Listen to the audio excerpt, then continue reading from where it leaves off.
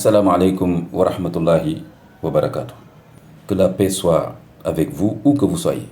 Je m'appelle Ahmadou Makhtar Kanté, je suis sénégalais, écrivain, imam et conférencier. Ceci est mon nouveau livre que vient d'éditer et de publier la maison d'édition Al-Bayyina en France. Il s'intitule Mohammed, alayhi salatu wassalam, le sceau des prophètes, la part d'Ismaël dans l'histoire de l'alliance abrahamique, comme sous-titre.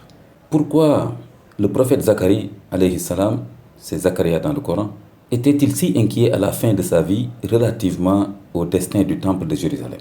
Pourquoi Zacharia a-t-il demandé, a-t-il invoqué Allah subhanahu wa ta'ala afin qu'il lui donne un fils comme successeur au niveau du service du temple de Jérusalem?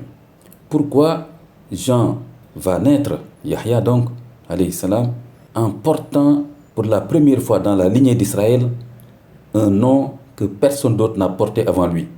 En d'autres termes, pourquoi Yahya n'a-t-il pas eu d'homonyme chez ses ancêtres israélites? Walam naj'al lahu min qablu samiyya, dit le Coran.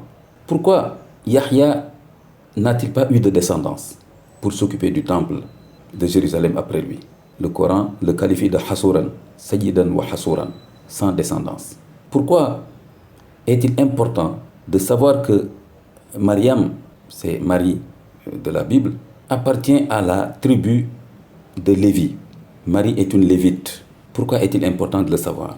Marie n'appartient pas, n'a pas une filiation davidique. Elle n'est pas une fille de David. David appartient à la tribu de Juda. Pourquoi est-il important de le savoir? Pourquoi ou comment comprendre la naissance miraculeuse et mystérieuse d'Isa ibn Maryam, alayhi salam, Jésus fils de Marie, sans père et d'une mère qu'aucun homme n'a touché?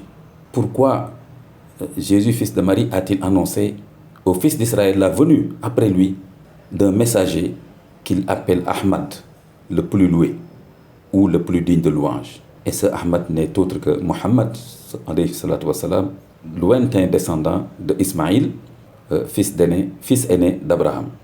Qu'en est-il de la terre promise et de sa relation avec le contexte géopolitique actuel, c'est-à-dire le conflit entre les Israéliens et les Palestiniens? Est-ce que cette terre véritablement a été promise à Abraham et à sa descendance? Est-ce que cette terre appartient exclusivement et à jamais aux fils d'Israël? N'oubliez pas qu'Israël, c'est un surnom de Jacob. Ou qu'en est-il réellement? Qu'en est-il aussi de cette notion de peuple élu? Est-ce que les fils d'Israël sont un peuple élu? Comment comprendre cette notion à la lumière du Coran aussi? C'est à ces questions et à d'autres que je réponds à travers ce livre.